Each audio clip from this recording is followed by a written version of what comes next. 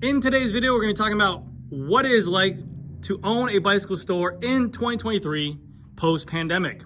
I've made plenty of videos back in the day during the pandemic period where I talked about my inventory levels, how sales were doing, our empty shelves, our empty floors, our empty accessory settings. Now that it is year 2023, things kind of normalized out. The demand for product is not there as much as it used to be. I'm going to tell you guys how it's been working and owning the store, how the sales have been, how inventory has been, how other companies have been, like manufacturers, with inventory levels and stocks like that.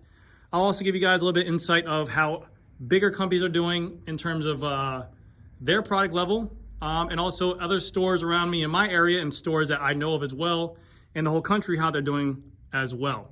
So hopefully you guys enjoy this kind of a little bit of a bicycle retailer talk, and I hope that you guys find this information interesting.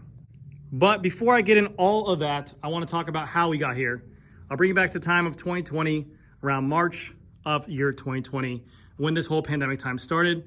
Things were looking pretty grim. The whole country shut down. We didn't know what to do as a retailer, so we shut down for a little bit as well. Then it came out that bicycles were deemed a necessity, I believe, for people to use to get to work. So bike shops started opening up locally. We're also in Florida, so there weren't as many restrictions there. But we were all scared at the time because there was something new to us. So we started opening up the store and operating to a point where we basically wouldn't let anyone inside the doors. And we had basically a line outside of that front door all the way down to about the end of the street where people were literally telling us what bikes they wanted, picking through the door, pointing at, I want that bike, I want that bike, I want that bike, I want that bike for my family. And it was a frenzy. We couldn't sell enough, we couldn't stock enough. People were literally buying $2,000 bikes just to ride around the neighborhood with their family. Bikes that weren't even used for what they, or the necessary of what they should be using for the bike for. They were buying a $2,500 road bike, again, to ride with their family. At this time, it was great. I wasn't gonna lie to you, but we were also working in a time where we were unsure of stuff. I just had a newborn baby. Obviously, we're scared. As things kind of lightened up a little bit, still, the craze was still there. We were allowing people to come into our doors. We changed our business hours from open 7 days a week, but 10 to 5 to kind of regulate everything. But there was times where we had like 12 people in the time of the store literally saying, hey, we didn't have enough employees. They were really picking bikes up and saying, hey, I just want to buy this bikes, get them to the place, deliver them wherever it is. And yes, so what this all caused, sorry, I almost dropped my phone there. What this all caused was a crazy demand, and there wasn't enough inventory because a lot of factories were shut down in China. So we were telling our manufacturers like Specialized or Scott, hey, we need more bikes. Meanwhile, their businesses were closed in California, and also their factories are closed in China. So there's buying up all of our inventory that we house as well as inside this building, which we have bike boxes back there.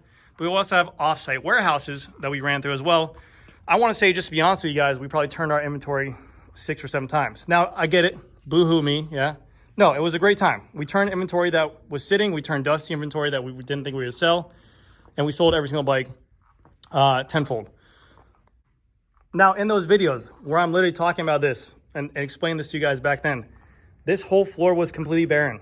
This whole floor was completely barren. I don't even think we had a townie section back then. We ran out of them. This was a bike rack area. We barely had road bikes up on the shelf. I think we had every 5 bikes, we had one road bike, one road bike, one road bike, one road bike. Again, clothing was nothing there. Saddles were off the wall. No helmets at all that we could even find. Our whole accessory wall of lights and locks and stuff like that were gone. We couldn't get enough inventory in time. So we had to put on these massive back orders. And the solution for this was our manufacturers basically told us, hey, the only way to get products is to give us massive orders. And basically, the bigger your order, the better chance you have of receiving your product first. So I'm sure they were telling this to every single retailer out there. And collectively, what was the cause for this was that every single retailer out there was kind of ordering heavily because at this time, we didn't see an end in sight at the moment. People were buying bikes like mountain bikes and road bikes that we never even stocked before. So we were ordering stuff that was even sitting on these other companies' shelves that they weren't selling. And people really didn't care. People were buying whatever it was. They just wanted a bike to be outside because that was the only thing they could do at this time. Go forward another year or so, we start thinking collectively as a group here in our store. We start saying, hey, there has to be some kind of bust. There has to be some kind of bubble. There has to be some kind of end to this. So still at our store in the state, inventory is very hard to get, especially for the high demand bikes like the Tarmac SL7, like the high-end mountain bikes, like the mid-level $3,000 mountain bikes too. That was a really popular brand as well. The Townie Cruisers. We still have all this stuff on a back order. We're still waiting for this stuff to come in, but we have a very heavy back order as well, more than what we ever used to back order in our lives. So we're sitting here, hey guys, let's make sure that we're not over ordering, and let's start canceling some of these back orders to get ready for this, because even though the demand is still crazy, crazy high, we were still very, very worried that we're going to be stuck with our pants down and we're going to have all this inventory here. And this is basically how businesses go out of business. We would be massive amounts of inventory here. And like I called in one of my videos, where we'd have all this inventory, we're sitting on our hands and the demand stops. And then what do these companies do to get rid of this inventory? They go ahead and put out massive sales. Like Trek is doing with their sale right now. It's like their Trekathon, where they have every single bike listed on their website for sales. Same with Specialized, where they release We Made Too Many bike sale. Every single company is doing it now. But again, back to 2021, where they are now, we're starting to go ahead and think about this as a whole. But now let's jump to about 2022 to 2023, around the holiday times, Thanksgiving to Christmas. Components, bikes, everything has pretty much come to a screeching halt. Economy is going up. The interest rate is going up. Economy is going down. Interest rate is going up. People are watching what they're buying. People are watching what they're spending. And we have all this inventory still coming in. So what happens when manufacturers, retailers, and everyone else still has a bunch of inventory coming in but no sales? Obviously, the thing they have to do is go ahead and get rid of this inventory. So they create their own sales, like Specialized did with the We Created Too Many Bikes. Now, me as a retailer was kind of upset by this at first, but I'm not gonna lie. The sale has generated a lot of walk-in traffic. A lot of people are buying bikes off of our floor. We're moving inventory. We're doing a pretty good job. But at one point during this time, we all got to get together again as a business. We sat down and we basically said, hey, this is the most amount of money we've ever had in this store in inventory. It's a very scary time. Basically, as a business, we try to keep it like this. We try to keep what we have in inventory is the same amount of what we keep in the bank. And this was not the case. So we went ahead again and put together a game plan to go ahead and get things right, do our own sales in-house, push e-commerce, and also push social media as well, which I'm very thankful for, to have this platform that I'm able to push this as well. And within 2 to 3 months, we got ahead of ourselves, in 2 or 3 months, we put this plan to use, and we moved a ton of inventory. And I mean a ton of inventory. We did a really good job with our sales. We did a really good job with our tactics. And we got down to, right now, in the year 2023, we are close as we have ever been to our 2019 numbers in terms of inventory levels and also our sales numbers as well. Right now we're doing a great job in terms of monthly sales to what it was in the past years. And also we're very happy and comfortable with our inventory levels. And I want to take credit for that with our whole team inside of here. We did a really, really good job. But I definitely do think once we got all that situation taken care of, where we got the inventory where we wanted to be at, we also talked to ourselves and said, hey, let's stop this COVID ordering, because we basically called it that. We called it COVID ordering, where we were ordering a massive preseason that we never did. We were ordering way more orders than we never did. Let's go back to how it used to be, where the manufacturers, where the warehouses, make them house their own product. We order what we need, pick what we need for our floor, stock our floor, but that's it. Before, we used to order 5 of these bikes during COVID, 5 of these bikes during COVID, 5 of these bikes during COVID, because basically our manufacturer said, if you don't order these bikes now at the beginning of the year, you won't get them at all. But back in the day before 2020, I used to be able to go onto a dealer website, take my customer up to the desk, show them every single bike on the catalog that we had here, and they could literally pick whatever color they wanted, model they wanted, size they wanted, and order that bike to our store within 5 days. That's how it used to be. But during that COVID time, it was basically order every single bike in every single size at the beginning of the year, go ahead and house it for the whole year, and you'll basically will eventually sell it. So like I said, 2023, we did a great job and a great plan with that. So now let's get into how it's been in 2023. So at the beginning of the year, it was a little bit of a struggle coming off of these sales, having higher than expected inventory levels. But then, like I said, the Specialized sale did go ahead and bring in a lot of customers with walk-ins, especially for Turbo Levos, stump jumpers, people who are thinking about buying bikes, maybe on the fence of buying a bike, but didn't want to spend that. Specialized put out really big discounts to go ahead and help incentivize those customers. And they really did go ahead and bite the bullet and go ahead and get a new bike. But also our groups, what we used to keep in stock like a ton of SRAM Red group sets, a ton of Shimano Durace group sets for frame builds, because that was a big popular seller in COVID times. Now we're back down to keeping just about one group set in stock of each group, just in case the consumer want to walk in and buy the bike. Walk-in traffic has definitely slowed down, and also our tire inventory has definitely calmed down as well. But in terms of 2023 as a whole, our store, I'm knock on wood, I cannot complain about our store of where we are today. Very happy with the crew I have, very happy with the work we put out, very happy with our sales day to day. And again, I get a lot of extra spotlight-ish from my Instagram and also YouTube about the bikes I have. I do a really good job of showing what bikes I just got in. Maybe that boosts or incentivizes walk-in traffic into our store for like high-end bikes like these, because without that, no one really know I even have the bike in stock. So that is a big help as well. And we also have been noticing a pattern now that during that pandemic time, we noticed a lot of people leaving bike shops and doing their own things and creating their own businesses, like a mobile mechanic. They started their own bike shops. We're noticing a ton of service work come in. I don't know if that's a popular increase of people buying direct-to-consumer brand bikes. I don't know if it's a popularity thing of people maybe buying upgrades to their bikes and bringing it to us.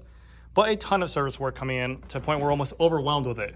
But again, we're very fortunate to that, and we cannot complain about it. But it is more than what I used to be back in 2019, for sure. And I think that's just in result of how many people got into the sport during that pandemic time. There is definitely a more noticeable amount of people on the road riding road bikes. Now, in terms of other people in the business, like I mentioned before, I can speak on it. Specialized. When I go to their dealer website now, I see bikes in stock that I would never have seen back in stock in 2020 or 2021. I can actually take a customer to the computer screen, show them the B2B or show them their dealer website, and be able to go ahead and show them product or give them a choice of bikes that they can order. Same with SRAM or same with Shimano. Back in the day, a customer called up for a SRAM Red group set, or maybe if we were speaking about frames to build up for a custom set of bikes, I can now take that customer and basically give them any kind of option in terms of frame sets or handlebar sets or choice of wheels. They're now able to go ahead and get those done. Whereas before, back in the pandemic, that would really slow down or hinder a sale because they'd have the money in the hand, they get a frame, but I'm missing a wheel set. They get a handlebar, but I'm missing a group set. And that would kind of always be like, oh, the knife in the back where a customer wouldn't buy a bike. Now that everything's back in stock, if I call up SRAM, they have a whole group set. If I call up Shimano, they have a whole group set. It definitely makes things a little bit easier. Speaking to those companies, I've also asked them just casually, like, hey, how's it going?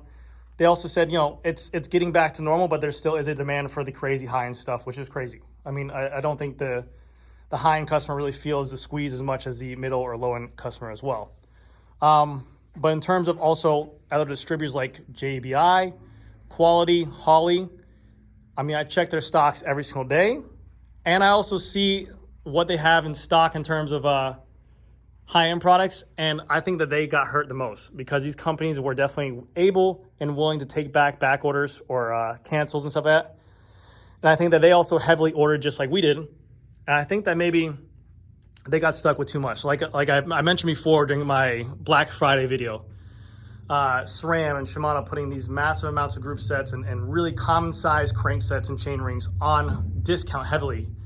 I'm seeing Quality have in stock like 50 plus of these group sets in like almost every warehouse. And I'm just like, holy cow, like that's so much money in terms of one SKU, but then they have multiple amounts of those group sets in multiple warehouses. I can't imagine how long it's going to take to move all those when you have every other company out there like Competitive Cyclists, like JB, like SRAM, like bike shops with this stuff in stock.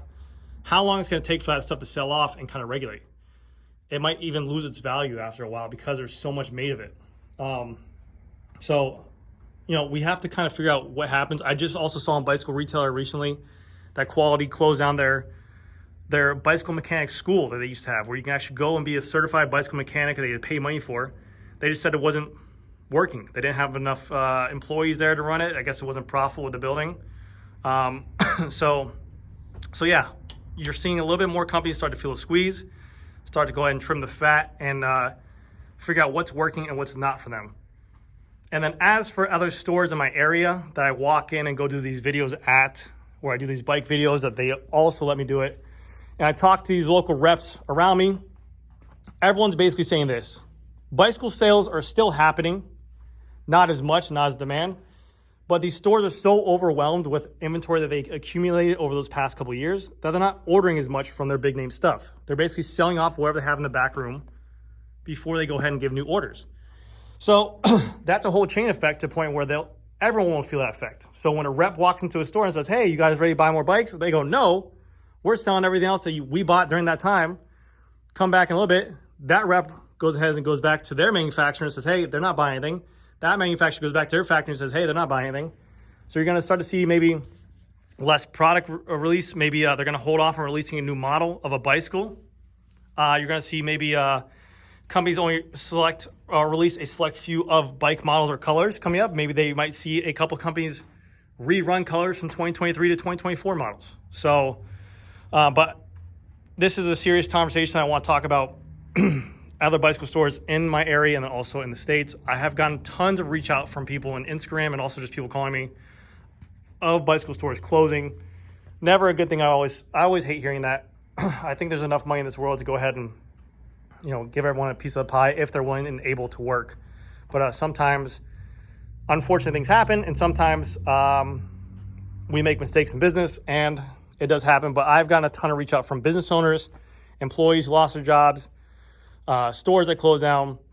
And again, I don't think it's the end of it. I hear of people all the time hurting and suffering in terms of lack of sales, lack of walk-ins, lack of anything. Yes, I think, one, you have the direct-to-consumer brands doing a really good job at selling stuff. That's taken away from the consumer. You have online selling a ton of group sets now to consumers as well. Also, these Chinese frames and stuff like that, these bicycle frames. That's why I really got into the WINSPACE frame, because I see that as almost one of the futures. I mean, I think that's going to be a really big, heavy hitter of a bicycle brand as a direct-to-consumer. I think that's a great sales tool to sell that in my store. But I have heard of a ton of stores closing down, which is always unfortunate. And even in my area as well, people hurting. So, but yeah, I figured I'd go ahead and let you guys into it. I know it was a little bit of a rant, but some good information there. If you guys have any questions or comments you guys want to make down below, let me know. And yeah, I always enjoy talking retail and these type of situations. So it's fun to me. And I love the business aspect of it. I love the retail aspect of it. So let me know what you guys have heard. Let me know what you guys' stores have happened or any kind of interesting experiences you guys have seen. But anyways, guys, that's going to do it for this video. Thank you guys again so much for watching, and I'll see you guys in the next one.